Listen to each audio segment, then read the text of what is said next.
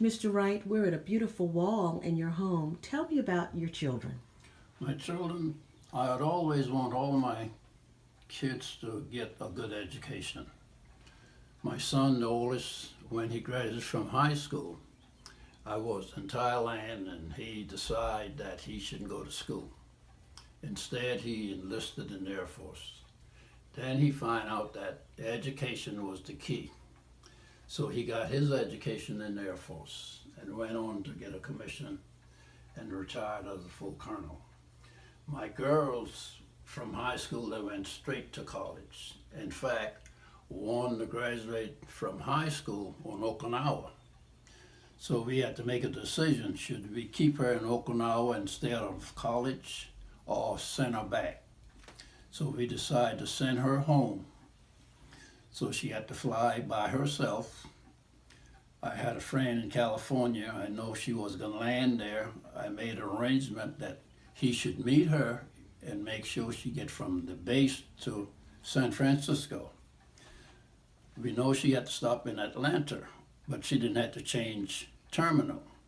So she fly from Atlanta to Charleston. My brother-in-law picked her up and took her to Rock Hill for the school.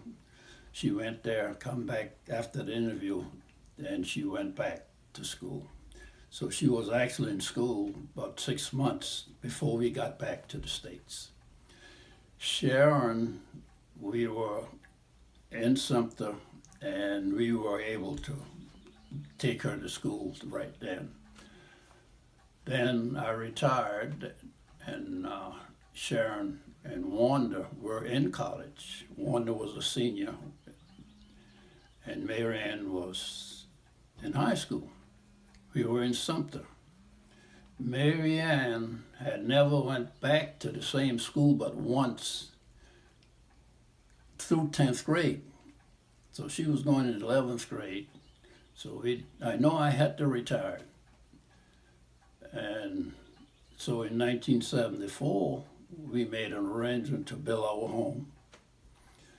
I moved Marianne and Mary here in 1975 because the other two girls was in college. So Marianne could go to the same school for 11th and 12th grade. She graduated and went to College of Charleston 1 year, then went to Winthrop and graduated. What do you think of your girls now that they're young women, moms? What do you love most about them? Well, Each of them. what I like about them, they all are independent.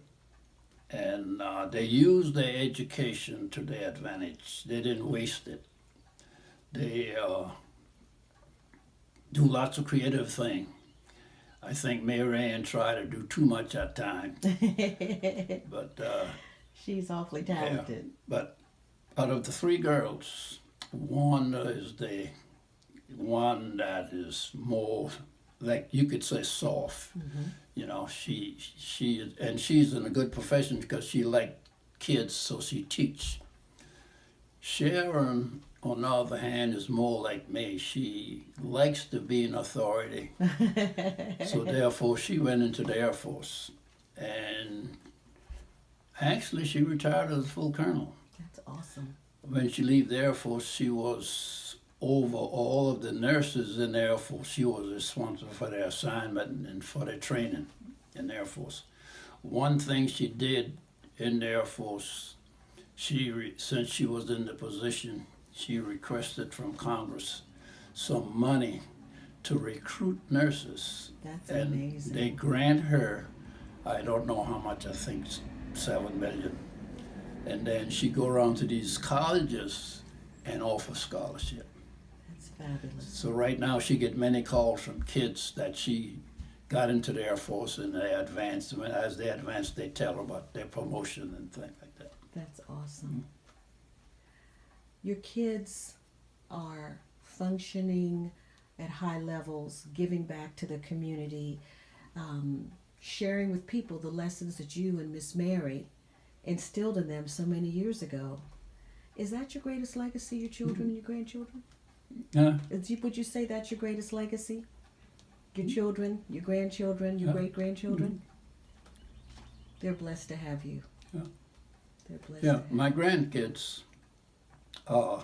Nikki, she's the oldest, she lives in Texas.